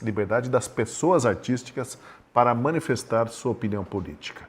A ministra disse que a lei eleitoral veda apenas o pedido explícito de voto, fora do período da campanha. A presidente da Corte Eleitoral, a ministra Carmen Lúcia, seguiu a mesma linha e tentou explicar por que em 2022 ela votou para proibir a exibição de um documentário apenas pelo título, sem saber sequer o conteúdo. O documentário, vale lembrar, era da Brasil Paralelo e perguntava quem mandou matar Jair Bolsonaro. Ao citar esse caso de 2022, a Carmen Lúcia disse que aquilo, sim, se configurava propaganda eleitoral antecipada e anunciada e, portanto, foi vetado. Disse que não houve censura. No caso do desfile em homenagem a Lula, seria preciso assistir para ver o que acontece, segundo a ministra. Em primeiro lugar, a Constituição não proíbe censura prévia. A Constituição proíbe censura. Está no parágrafo 2º do artigo 220, é vedada toda e qualquer censura intelectual, artística, e, portanto, ali está a questão posta de, sem se saber o que vai acontecer, porque não há sequer um dado objetivo sobre o que a escola vai fazer e pode até resolver até a última hora não fazer. Então, nós estaríamos aqui antecipando algo que tudo indica acontecerá. E aí eu acho que neste caso, diferente de outros que nós já tivemos, mesmo em 2020, o ministro de 2022, o ministro Cássio Nunes Marques também estávamos, em que nós tínhamos um quadro, algo que estava para ser posto no ar sobre uma determinada situação que nós consideramos configuração de censura, configuração de propaganda eleitoral, e aí afastamos a ideia de censura. Entretanto, aqui seria algo que está posto ou anunciado que vai acontecer sem se saber o teor, o quadro, a ocorrência, a participação, e isto sim seria para mim censura. E apesar de recusar uma liminar contra o desfile de bajulação a Lula, a ministra Carmen Lúcia disse que a Justiça Eleitoral já está acionada de prontidão para detectar qualquer propaganda irregular. E alertou que o desfile é uma areia movediça e que pode afundar quem botar o pé na passarela sem tomar cuidado. Todos os indicativos são, como já foi posto aqui, de que é um ambiente muito propício a que haja excessos, abusos e ilícitos. A festa popular do Carnaval não pode ser fresta para ilícitos eleitorais de ninguém. E, portanto, afirma bem o eminente ministro André Mendonça, anuncia-se como partícipes ou possíveis participantes pessoas que já se anunciaram como sendo eventuais candidatos a caber no tempo e modo indicados pela legislação eleitoral, o que significa que há pelo menos um risco muito concreto, plausível, de que venha acontecer algum ilícito que será objeto, com toda certeza, da atuação dessa Justiça Eleitoral, que já foi acionada, não se pode nem dizer que pode vir a ser. Está acionada como uma representação por propaganda eleitoral intempestiva. A outra anotação que foi feita aqui é que isto aqui não parece ser um cenário de areias claras de uma praia, parece mais areia movediça. Quem entra, entra sabendo que pode afundar. O Estado democrático de direito significa aplicação do direito a todos igualmente, não pode ter um tratamento diferenciado nem nos termos da lei, nem nos termos da jurisprudência já aplicada por este Tribunal Superior Eleitoral. Pois então, a ministra disse aí que a Justiça Eleitoral ficará atenta se acaso for cometido algum ilícito, mas eles estão esperando para assistir ao samba enredo, né, ao clipe do samba enredo, só ao vivo lá, né, vai acontecer, né, porque não há decisão liminar, e o próprio samba enredo já canta slogan de campanha do Lula, ataca o Bolsonaro, ataca o movimento pela anistia. Isso não é propaganda antecipada, isso não é usar a festa popular aí com dinheiro público para promover a ideologia e o candidato em ano de reeleição, Scorsin? Se a areia movediça que ela alertou ali pode sugar quem se atrever a pisar nela, o fato é que já está a casca de banana lançada e o pessoal está atravessando a rua para ir lá pisar na casca de banana. Sim, tanto é propaganda eleitoral que a ministra já fala em areia movediça. E ela falta com a verdade. Vou usar essa expressão aqui. Falta com a verdade quando ela fala que não dá para saber o que vai acontecer no domingo. Como se o desfile não estivesse todo pronto, como se não estivesse anunciado quais são os carros, quais são as pessoas que vão desfilar, como se o samba enredo não estivesse divulgado e sendo cantado. Ela tem mais informação sobre o que vai acontecer do que ela tinha sobre o tal documentário que ela disse que era escancarada propaganda política eleitoral, que ela confessa que nunca tinha assistido. Aquele documentário, quem mandou matar Jair Bolsonaro, pelo simples título dele, não tem absolutamente... É impossível você dizer que aquilo é uma propaganda eleitoral. Porque é um documentário que vai sair numa época de campanha eleitoral que, obviamente, pode ser uma areia movediça. Aí eu até concordo com ela. Mas você precisa assistir para que isso possa acontecer. Ele teria que vir ao ar. Da mesma maneira como vai ter que vir ao ar o tal do desfile do Lula. Agora, ela falta com a verdade quando ela diz que não dá para saber. Pode ser que eles mudem de ideia, porque... Sinto muito, o samba enredo não vai mudar. O samba enredo não vai mudar e, como você disse, tá lá. Tá falando quanto a anistia, quanto o Jair Bolsonaro, é porque o Lula... É óbvio que é uma campanha, é uma propaganda eleitoral baseada com recursos públicos. O dono da escola é presidente do PT lá em Niterói. Vai desfilar um monte de símbolos petistas. A própria primeira-dama Janja, que tem que avisar o Lula que o nome é Janja, né, porque ele confunde com a falecida Marisa, vai desfilar. Quer dizer, se isso não é propaganda eleitoral, o que é propaganda eleitoral para o TSE? O que não dá para fazer, então, se isso dá para fazer? Então, a coisa é de um ridículo, a parte superior da nossa justiça parece que eles de fato, assim, ficam só diante do próprio espelho e não acompanham nada do que é dito para fora, assim, sabe? Porque não tem como sustentar o argumento que ela sustentou ali, sabendo perfeitamente bem que é uma areia movediça, que você até pula ali, mas eu não vou censurar para você. A senhora já censurou uma vez, quem censura a primeira, vai censurar duas, vai censurar três. A diferença não é se censura ou não censura, é quem vai ser censurado. E claramente esse é o critério da ministra Carmen Lúcia. O problema não é o que, é contra quem. Eu tenho que concordar com a Carmen Lúcia aqui de que é preciso deixar acontecer. E torço para que as coisas aconteçam, porque aí, digamos, é como um tropeço, uma queda no buraco que a pessoa escolheu seguir aquele caminho. Todo mundo está avisando, não vai que vai se machucar, não vai que vai cair. Não, mas eu vou. A pessoa tem essa afetação, acha que sabe de tudo e encara e não quer saber dos avisos. Tudo está se desenhando aí, Vargas, para ser um fiasco na Sapucaí, no sentido de passarmos vergonha internacional, né? Essa campanha explícita, antecipada de um governante no poder, com recursos públicos, e deixa acontecer, que depois as consequências, se houver uma justiça eleitoral mesmo no país, podem ser complicadas, né? Se bem que tem gente dizendo que vão aplicar ali uma multa de 20, 25 mil reais e segue o jogo. Eu acho que essa sua parte final do comentário talvez seja o mais decisivo para essa análise aqui, Tosi, porque em uma república ideal de temperatura e pressão, o que nós esperaríamos?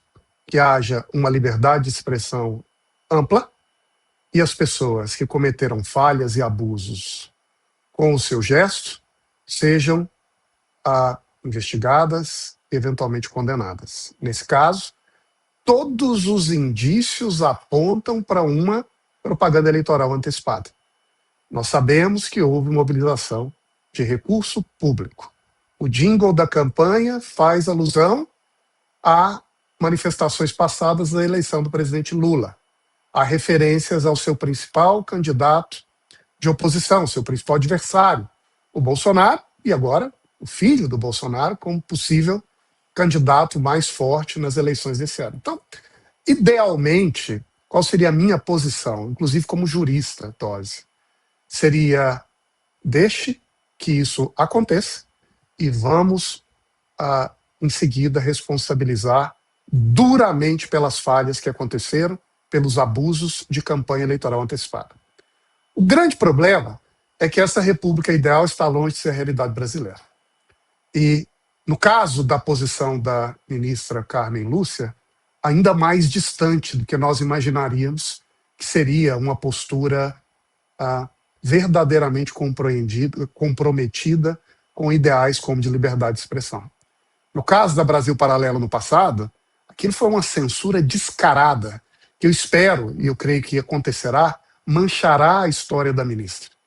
Foi uma decisão gravíssima, e que agora parece que ela quer corrigir. Mas ao corrigir, ela também revela as próprias contradições e problemas do que mesmo ela agora defende. Né? Parece, como diz o próprio Escocim, que é uma questão de onde eu vou atuar para restringir a fala, e não exatamente qual é o princípio que está em jogo.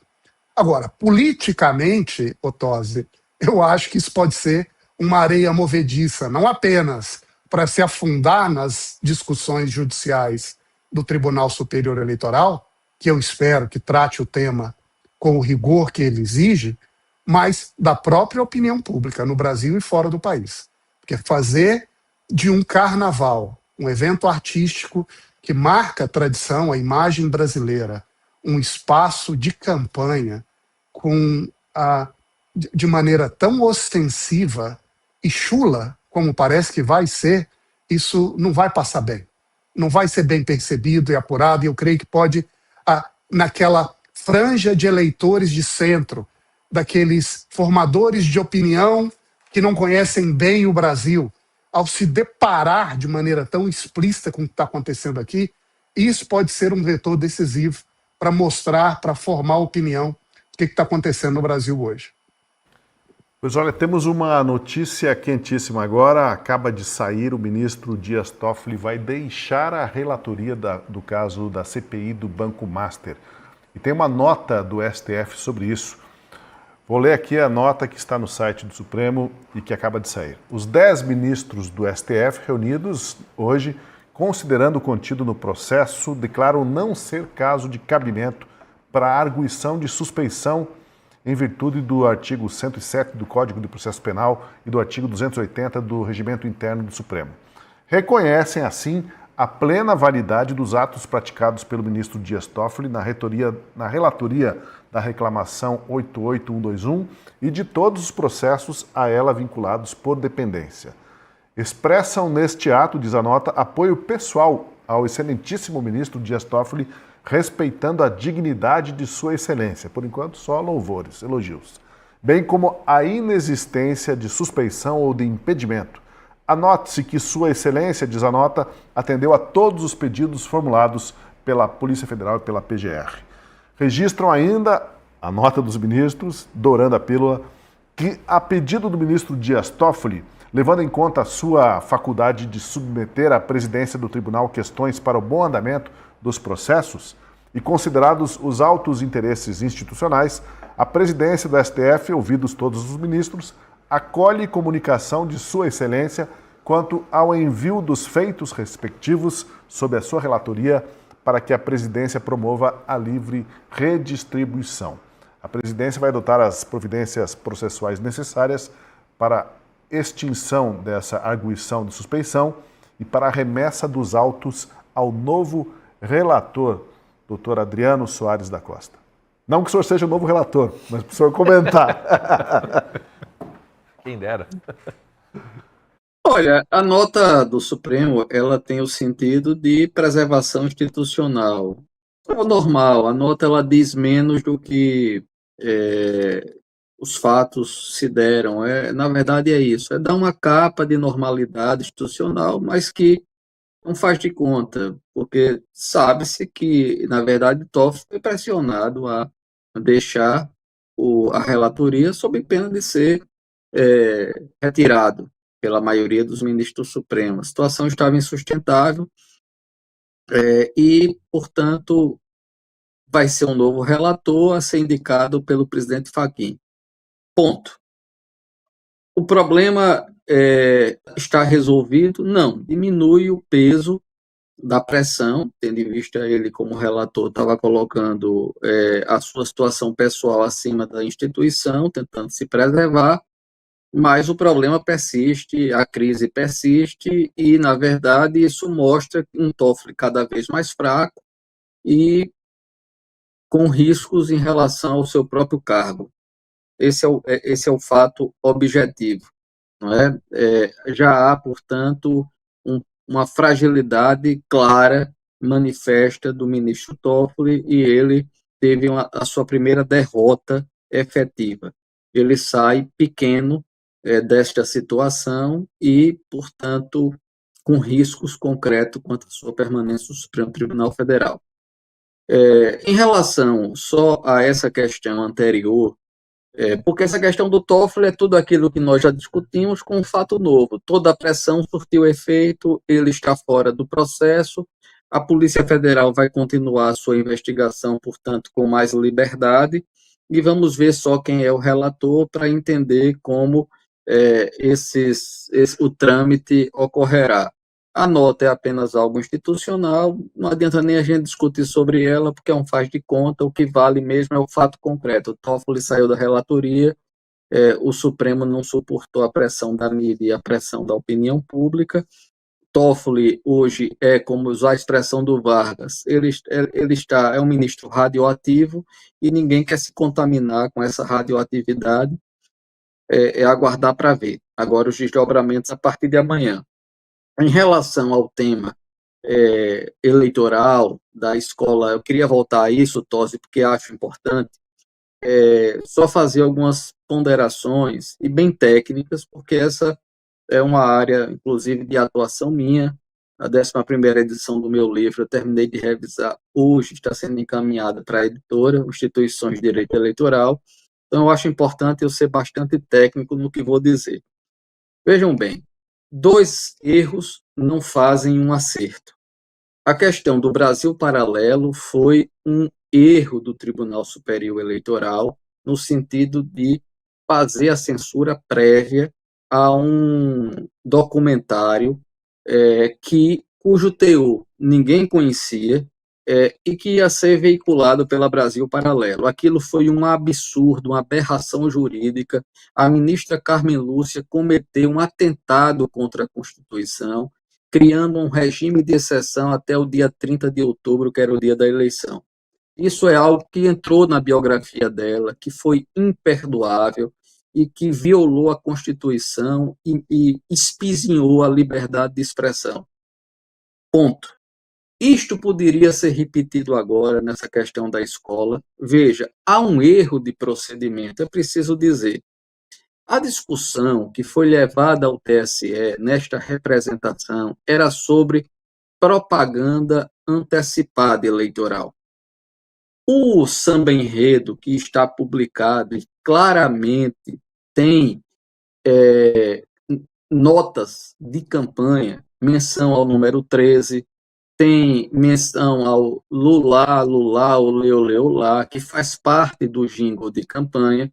Então, esta situação implica, sim, em um pedido não expresso de voto, mas que configuraria propaganda antecipada. Ocorre que a lei eleitoral, a 9.504, ela teve uma modificação dizendo que a propaganda antecipada se configura se houver expresso pedido de voto. Isto não valeu para a eleição passada, está valendo para esta eleição. Na jurisprudência anterior do Tribunal Superior Eleitoral, sim, seria propaganda antecipada e sim, seria vedada, poderia haver a suspensão e aplicação de multa. Nesta legislação atual, não existe jurisprudência formada ainda. Se for aplicar a letra da lei, este samba, por mais absurdo que seja, por ser um jingle quase que de campanha, ele não está pedindo expressamente voto. Na jurisprudência anterior, essa menção ao 13, essa eleu, leolá, lulá, lulá, isto aí seria o que se chamaria na época de palavras mágicas. É uma forma de pedir voto, mas não diretamente, manifestamente. Bom, a lei mudou, o fato é que a jurisprudência nova vai se formar a partir dela. Esse é um aspecto. Por isso, esta decisão do Tribunal Superior Eleitoral de hoje, ela não é, do ponto de vista estritamente jurídico, absurda, não. Tá certo?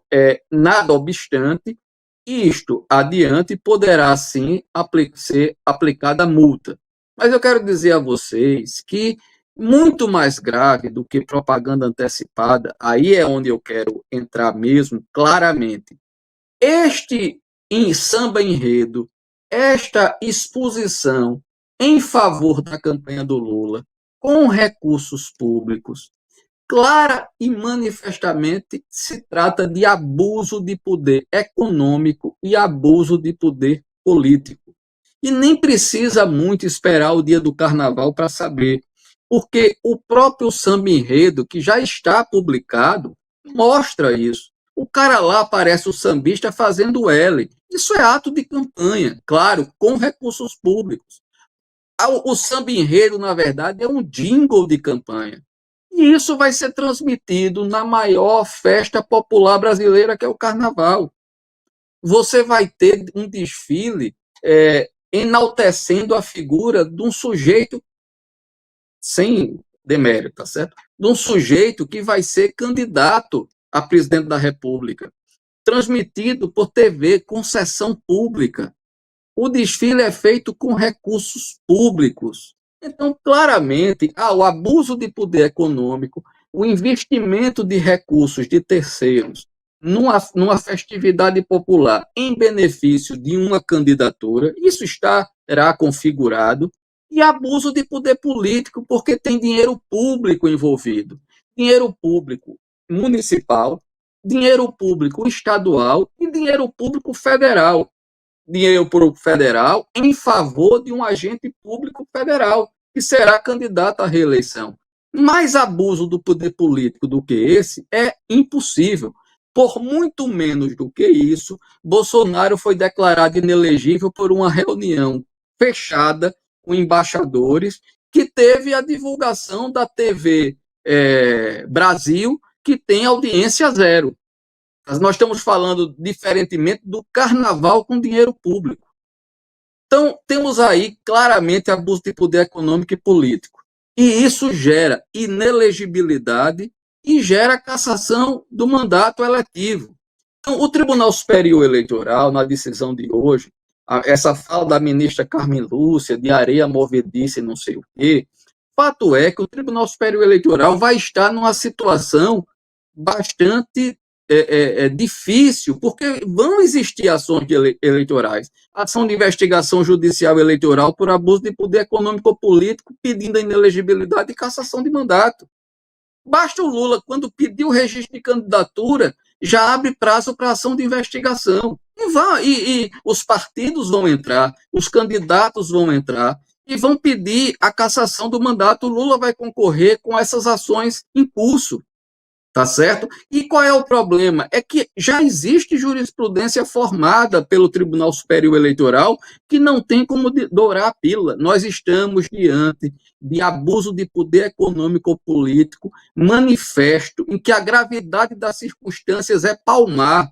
É a maior festa popular do Brasil, veiculada por concessões públicas, fazendo propaganda eleitoral antecipada com recursos públicos. Mais absurdo do que isso, é impossível. Se o Tribunal Superior Eleitoral disser, não, está tudo normal, o que é que vai acontecer? Além de violar a jurisprudência que o próprio tribunal criou em defesa da democracia, vai ter o efeito rebote na eleição municipal. Tosi, imagine o seguinte, os prefeitos vão ter passe livre para, no ano da eleição, nas festividades do município, no carnaval, despejar dinheiro do orçamento municipal em showmícios antecipados. E o que é que a Justiça Eleitoral vai dizer? Que com Lula pode, com o resto que não pode? Que o presidente da República está acima da lei? Que os prefeitos não podem utilizar o orçamento como a União está utilizando em favor de uma candidatura? Veja que há uma violação expressa do princípio da moralidade, da impessoalidade, desvio de finalidade. Nós temos diante de nós um caso clássico de ilegalidade eleitoral. Mas é tão clássico, é tão claro, é tão evidente que essa fala da ministra Carmen Lúcia é a maior explicação do que está acontecendo. Ela fala, olhe, poderá ter problema, não é tão claro, olhe, e tal. É porque ela está dizendo o seguinte, Lula, não vá para esse negócio, não. E o fato do Lula ir ou não ir não vai alterar as coisas. Para terminar a minha indignação com isso, tem ainda um outro fato, e a indignação é jurídica, não é política, é jurídica. Tem um outro fato grave. O prefeito Eduardo Paes está cedendo 2 camarotes para mais de 500 pessoas ao presidente Lula. Isso não vai ser camarote, vai ser palanque eleitoral. Veja como as coisas se somam. Isso é de uma gravidade, só mesmo se a sociedade brasileira e se a justiça eleitoral estiver anestesiada, estivermos todos anestesiados, para normalizar o abuso de poder em função de uma candidatura. Então, são esses os pontos, Tosi, que eu acho importante a gente enfatizar. É grave essa questão do sambódromo ser utilizado como palanque eleitoral. É grave recursos públicos investidos nisso. E será muito grave se a Justiça Eleitoral não aplicar sanção cabível a esse disparate que terá consequências jurídicas futuras grandes, se o TSE for omisso. Pois bem, agradeço a explanação aí muito clara, né, por parte do Dr. Adriano Soares da Costa. E só para fechar aqui, eu fico pensando aqui, voltando a esse desfecho aí do Toffoli hoje, né? O Toffoli entregou a relatoria do caso do Banco Master. Me chamou a atenção ali o tom muito elogioso, né, institucional, também solidário dos ministros com o Toffoli. Ele não fez nada de errado, tá tudo certo, etc. Fico pensando se o Toffoli não ofereceu lá umas diárias para eles no Taiaiá, viu? Para apaniguar os ânimos ali, né? Vamos, pessoal, vamos de boa aí. Isso é uma saída negociada. Só saída negociada. A nota foi negociada com o próprio Toffoli, porque ele deve ter dito, eu vou sair desmoralizado. Então era necessário que os outros ministros sinalizassem para ele, para que fosse uma saída menos traumática. Por isso que eu digo, a nota, na verdade, ela não diz o que está dizendo. A nota está dizendo basicamente o seguinte, olha, nós 10 tiramos o Toffoli, porque para dar uma satisfação à sociedade, ponto. Sim, sim. É que sempre chama atenção, né? Sempre chama atenção esse jogo de cena, né? Esse jogo de cena parece que tudo está bem e tal, mas a gente sabe ler, sim, nas entrelinhas, né, doutor Adriano? Muito obrigado, então, mais uma vez, doutor Adriano, foi um prazer ouvi-lo hoje. Muito obrigado também, Daniel Vargas, igualmente um prazer, e Francisco Scorsin. E especial agradecimento a você que acompanha a última análise da Gazeta do Povo, e fica o convite para que você, além de curtir, de se inscrever no canal, considere ser assinante da Gazeta, porque são os assinantes que dão condições para o jornal manter programas como Última Análise e toda a nossa programação na grade do YouTube. Aproveite, porque é R$1 por mês durante 6 meses e você dá esse apoio tão importante num ano decisivo da vida brasileira. Muito obrigado pela sua companhia e até o nosso próximo encontro.